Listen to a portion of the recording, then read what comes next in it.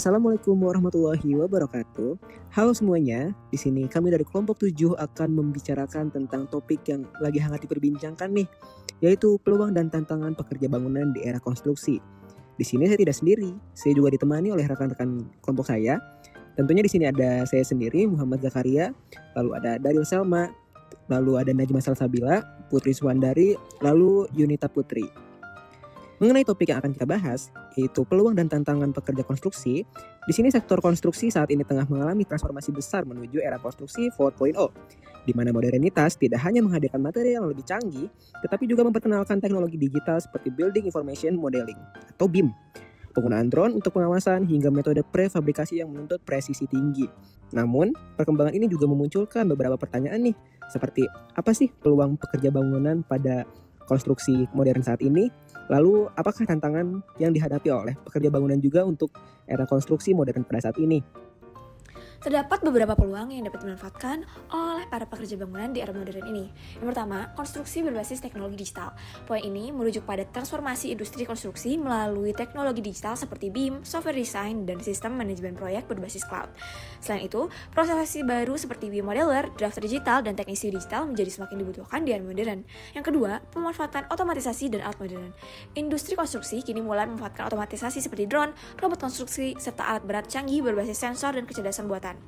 Hal ini meningkatkan produktivitas sekaligus keselamatan kerja karena mengurangi keterlibatan manusia di area beresiko tinggi. Yang ketiga, operator dan analis data konstruksi. Proyek konstruksi modern menghasilkan banyak data seperti proyek pekerjaan, biaya, waktu, produktivitas tenaga kerja, hingga performa material. Posisi ini membutuhkan kombinasi kemampuan teknik konstruksi dan juga analisis data. Selanjutnya ada tantangan pekerja bangunan. Yang pertama ada rendahnya kompetensi dan pendidik formal pekerja konstruksi. Menurut Badan Pusat Statistik atau BPS, sebagian besar tenaga kerja di sektor konstruksi berasal dari lulusan pendidik menengah ke bawah yang tergolong tenaga kerja tidak terampil ataupun semi terampil. Kondisi ini membuat pekerja kesulitan mengikuti perkembangan teknologi konstruksi modern seperti digitalisasi proyek, penggunaan perangkat lunak konstruksi, atau metode pembangunan berbasis prefabrikasi. Yang kedua ada risiko keselamatan dan kesehatan kerja atau K3 yang tinggi. Menurut laporan International Labour Organization atau ILO, sektor konstruksi merupakan salah satu sektor dengan tingkat kecelakaan kerja tertinggi di dunia. Hal ini menunjukkan bahwa penerapan standar keselamatan kerja masih menjadi tantangan besar, terutama pada proyek yang tidak menerapkan sistem manajemen keselamatan dengan baik. Yang terakhir ada persaingan tenaga kerja yang semakin ketat. Menurut Kementerian Pekerjaan Umum dan Perumahan Rakyat, perkembangan teknologi konstruksi menuntut tenaga kerja yang memiliki keterampilan khusus seperti pengoperasian alat modern, penggunaan teknologi digital konstruksi, serta kemampuan manajemen proyek. Pekerja yang tidak memiliki keterampilan tersebut berisiko tersingkir dari dunia konstruksi. Hal ini menunjukkan bahwa peningkatan kompetensi, pelatihan teknis, serta sertifikasi tenaga kerja menjadi faktor penting agar pekerja bangunan dapat bersaing di era konstruksi modern. Data dan studi kasus terkait pekerja bangunan di Indonesia. Berdasarkan data yang ada, sektor konstruksi merupakan salah satu penyumbang kecelakaan kerja terbesar di Indonesia. Pada tahun 2024, tercatat lebih dari 4.200 kasus kecelakaan kerja di sektor konstruksi, dan sektor ini juga menyumbang sekitar 32% dari total kecelakaan kerja nasional.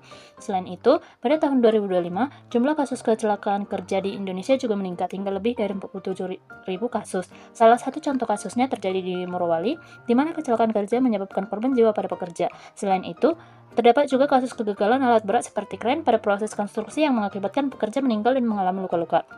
Kasus lainnya yang sering terjadi di Indonesia adalah jatuhnya pekerja dari ketinggian saat proses pembangunan gedung, yang umumnya disebabkan oleh kurangnya penggunaan alat pelindung diri. Selain itu, terdapat juga kasus runtuhnya struktur sementara seperti scaffolding akibat pemasangan yang tidak sesuai standar. Dari berbagai kasus tersebut, dapat dilihat bahwa penyebab utamanya adalah masih rendahnya keterampilan tenaga kerja serta kurangnya pemahaman terhadap keselamatan dan kesehatan kerja. Oleh karena itu, diperlukan peningkatan kualitas pelatihan kerja seperti sertifikasi kompetensi agar pekerja bangunan di Indonesia dapat lebih siap, aman, dan mampu bersaing di era konstruksi modern. Dari tantangan klasik hingga peluang baru di era konstruksi 4.0, kita dapat merangkum poin-poin penting yang menjadi kunci bagi masa depan pekerja konstruksi. Sektor konstruksi Indonesia berada di titik krusial. Konstruksi 4.0 membuka peluang lewat digitalisasi, seperti BIM, cloud management, otomatisasi berupa drone dan robot, dan juga profesi berbasis data. Namun, tantangan klasik tetap besar, seperti rendahnya kompetensi tenaga kerja, tingginya resiko K3, serta persaingan yang ketat. Data menunjukkan konstruksi menyumbang 32% kecelakaan kerja nasional, menandakan lemahnya link and match pendidikan vokasi dengan kebutuhan industri. Era baru ini menuntut pekerja bertransformasi dari tenaga fisik menjadi sumber daya manusia yang terampil dan juga adaptif. Tanpa peningkatan kompetensi, pekerja lokal beresiko tersingkir. Ditambah sistem kerja harian dan ekonomi gig yang membuat perlindungan sosial serta K3 semakin rapuh. Maka modernisasi teknologi harus berjalan seiring dengan modernisasi kebijakan tenaga kerja dan juga keselamatan. Demikianlah presentasi dari kelompok 7. Kita sudah melihat bagaimana konstruksi di Indonesia berada di titik krusial dengan peluang besar sekaligus tantangan yang nyata. Semoga materi ini memberi gambaran yang jelas tentang kondisi pekerja konstruksi di era konstruksi 4.0. Terima kasih atas perhatian dan waktunya.